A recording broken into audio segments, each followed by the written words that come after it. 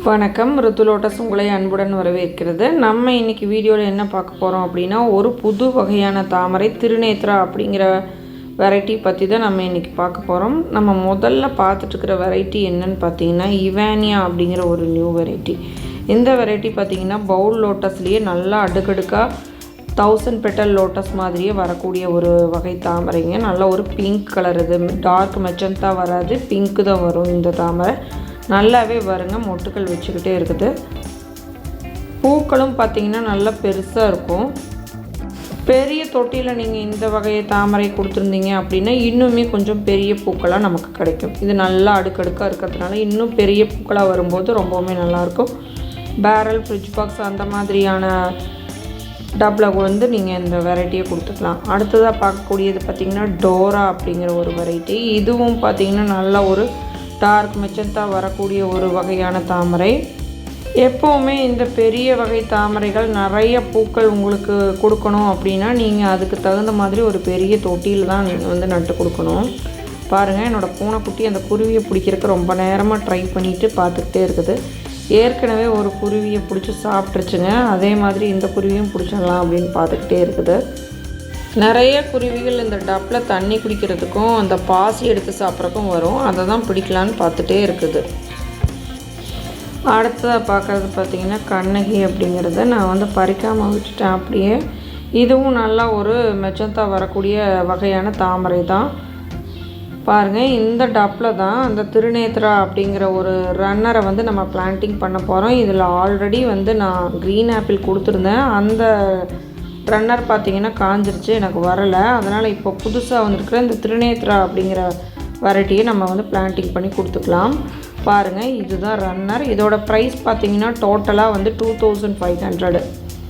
அந்த ரன்னர் பாருங்கள் இப்படி தான் இருக்கும். பாருங்கள், இதில் வேரெல்லாம் எதுவுமே நம்ம கட் பண்ணக்கூடாது. இதில் ஒரு 4 க்ரோத் டிப் இருக்குங்க. சின்ன க்ரோத் டிப் தான், ஹார்ட் ரன்னர் தான். இந்த 4 க்ரோத் டிப்பை தான் நம்ம வளர்த்தெடுக்கணும். நம்ம கிளைமேட்டுக்கு பார்த்திங்கன்னா டியூபர் ஃபார்ம் ஆகிறதுக்கு வாய்ப்பு இருக்குது. கேரளா கிளைமேட்டுக்கு உங்களுக்கு டியூபர் அவ்வளோ சீக்கிரம் ஃபார்ம் ஆகாது. இந்த மாதிரி ட்ராபிக்கல் வெரைட்டிஸில் க்ரீன் ஆப்பிள்லேயே பார்த்திங்கன்னா நமக்கு டியூபர்ஸ் ஃபார்ம் ஆகும். அவங்களுக்கு ரொம்ப ரேராக தான் டியூபர்ஸ் ஃபார்ம் ஆகும். பாருங்கள், இந்த க்ரோத் டிப்பில் இருந்து தான் நம்ம வளர்த்தெடுக்கணும். இதில் ஒரு பார்க்குறதுக்கு இந்த ரன்னர் பார்த்திங்கன்னா கொஞ்சம் காஞ்ச மாதிரி இருக்குது. ஆனால் இதுதான் நல்லா வரும், ஏன்னா இது ஒரு ஹார்ட் ரன்னர். இது பாருங்கள், இந்த வேரெல்லாம் எதுவுமே கட் பண்ணக்கூடாது, அப்படியே பிளான்டிங் பண்ணிடணும். இலை எதுவுமே நம்ம கட் பண்ணக்கூடாதுங்க. அப்படியே நான் இதில் பிளான்டிங் பண்ணி கொடுத்துட்டேன். இதில் நடும்போது நம்ம அந்த க்ரோத் டிப்பை கொஞ்சம் மேலே விட்டுட்டு பிளான்டிங் பண்ணி கொடுத்துக்கலாம். ரொம்ப ஆழமாக கொடுக்கக்கூடாது. டியூபராக இருந்தால் கொஞ்சம் ஆழமாக கொடுக்கலாம். இது ரொம்பவுமே மேலோட்டமாக தான் நம்ம நட்டு வைக்கணும் ரன்னர் அப்படிங்கிறதுனால.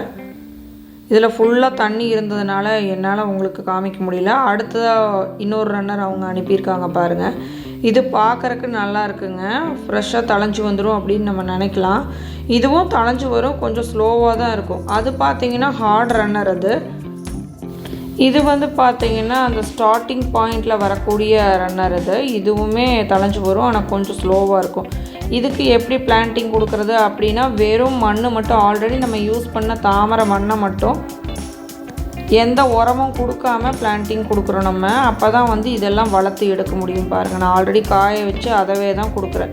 இதில் எந்த உரமும் ஆட் பண்ணல, வெறும் மண்ணில் அப்படியே நட்டு வச்சிடலாம். இப்படி தான் நடணும். பாருங்கள், இந்த மாதிரி நல்லா மிக்ஸ் பண்ணி வச்சுக்கணும்.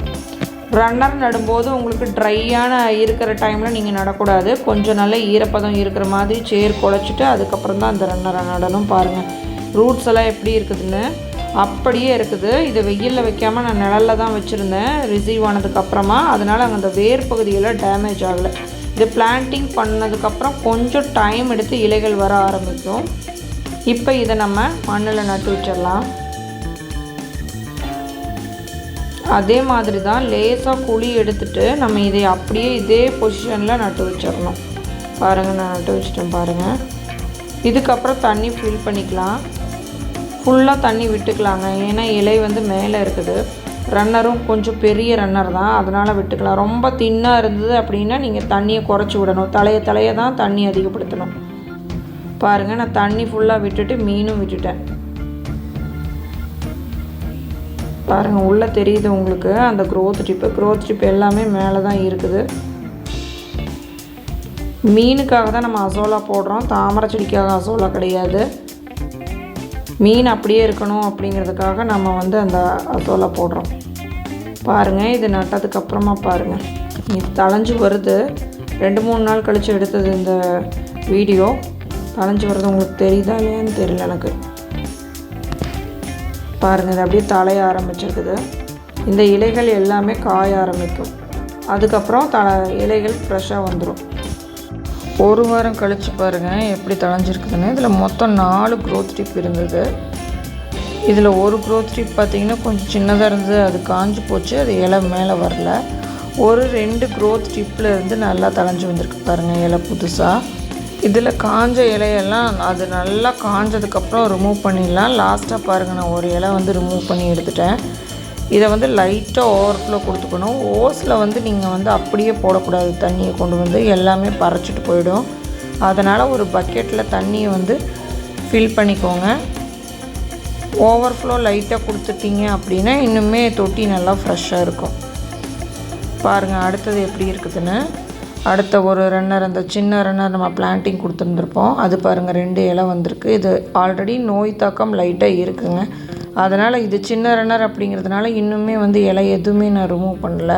பாருங்கள் இந்த இலை வந்து காஞ்சிருக்கு, ஆனால் சென்டரில் அந்த க்ரீன் கலரில் இருக்குது பாருங்கள். அதனால் நம்ம அதை ரிமூவ் பண்ணக்கூடாது. இது நல்லா இன்னும் ஒரு 2-3 இலை வந்து விரிஞ்சதுக்கப்புறம் அதுவே தானாக காஞ்சி போயிடும். அப்போ நம்ம ரிமூவ் பண்ணிக்கலாம்.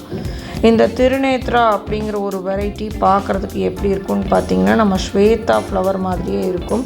ஸ்வேதா ஃப்ளவரில் ஒரு டார்க் மெஜந்தா கலர் தாமரை. இது கிட்டத்தட்ட ரெட் வெரைட்டியில் வரக்கூடியது தான். ஸ்வேதாவில் அந்த இதழ்களுக்கு மேலே ஒரு முத்துக்கள் இருக்கிற மாதிரி இருக்கும். அதே மாதிரி தான் இந்த திருநேத்ரா அப்படிங்கிற வெரைட்டியில் அதே மாதிரியான முத்துக்கள் பார்த்திங்கன்னா அதோட இதழ்களுக்கு மேலே இருக்கும். அது நல்ல ஒரு டார்க் மெஜந்தாவில் வரும்போது பூ பார்க்குறதுக்கு ரொம்பவுமே அருமையாக இருக்குங்க. பார்க்கலாம் நம்ம கிளைமேட்டுக்கு அது எந்த மாதிரி பூக்கள் கொடுக்குது அப்படிங்கிறது. இப்போ தான் தலைய ஆரம்பிச்சிருக்கு, நல்லாவே பூக்கள் கொடுக்கும் அப்படின்னு நினைக்கிறேன். அடுத்ததாக நம்ம பார்த்துட்டுருக்கிறது பார்த்திங்கன்னா ஐஸ்வர்யா அப்படிங்கிற வெரைட்டி தான். இந்த ஐஸ்வர்யா அப்படிங்கிற வெரைட்டி பாருங்கள், இதோட சென்டர் பெட்டல் பாருங்கள் எந்த அளவுக்கு அதுவும் விரிஞ்சிருக்கு அப்படின்னு. இன்னுமே கொஞ்சம் அடுக்காக வருங்க. ஃபஸ்ட்டு ஃப்ளவர் அப்படிங்கிறதுனால இப்படி இருக்குது. உங்களுக்கு தாமரை கிழங்குகள் வேணும் அப்படின்னா நீங்கள் வாட்ஸ்அப்பில் காண்டாக்ட் பண்ணி வாங்கிக்கலாம். இன்றைக்கி வீடியோ அவ்வளோதான். நன்றிங்க.